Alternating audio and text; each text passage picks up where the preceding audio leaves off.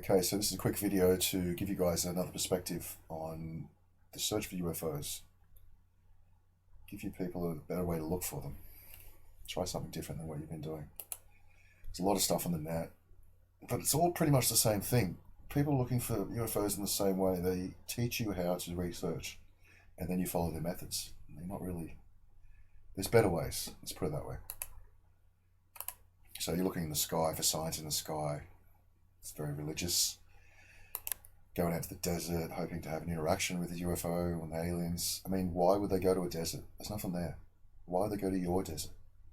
It's just a tourist scam. Waiting on the military to tell you the truth.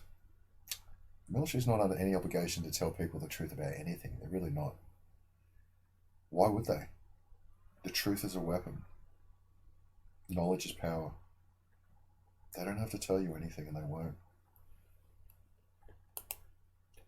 You're also not going to find your answers in ancient texts. Most ancient archaeology is actually made recently.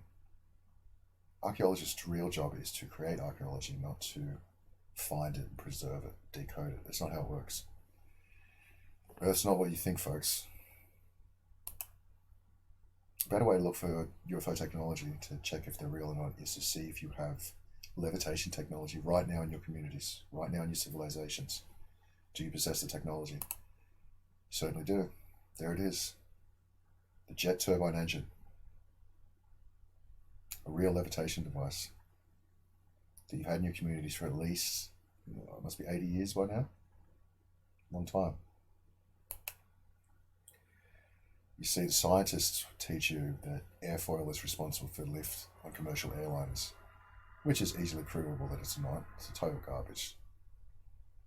The reason they do this is because they don't want you to know this is a levitation device, because it unlocks the electric universe really, really quickly. It's only about a 5-minute video.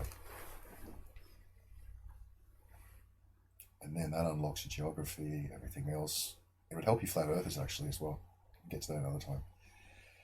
The other reason they do it, and it's outside the scope of this video, is here.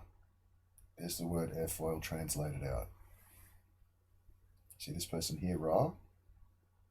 Ra and his people. If they leave their prison planet and come to yours, they can fly. And they don't need planes. They're all asleep at the moment. Almost all of them. Anyway, that's for another video.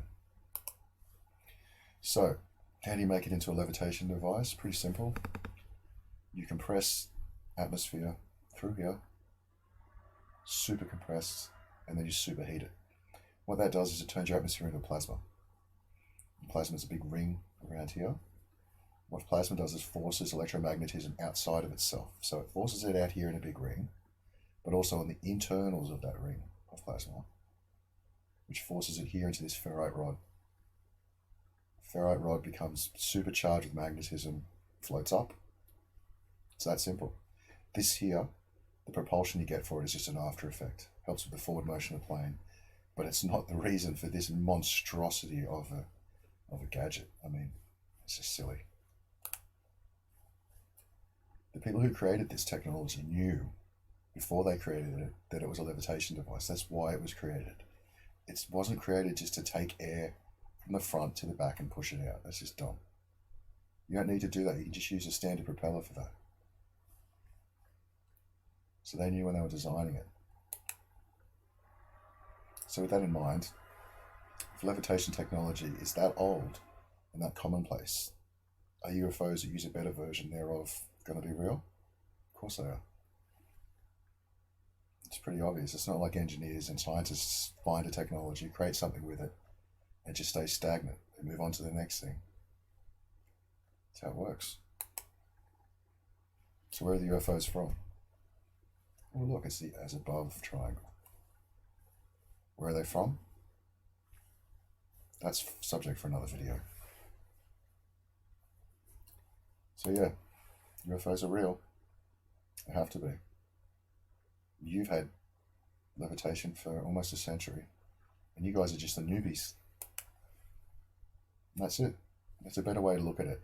You don't need to find signs in the skies. You don't need witnesses, testimonies, people that pretend they've been probed and kidnapped. None of that stuff's relevant. You just need to know if the technologies themselves exist. That's where you start. And now I've shown you that they do. Anyway, thanks for listening.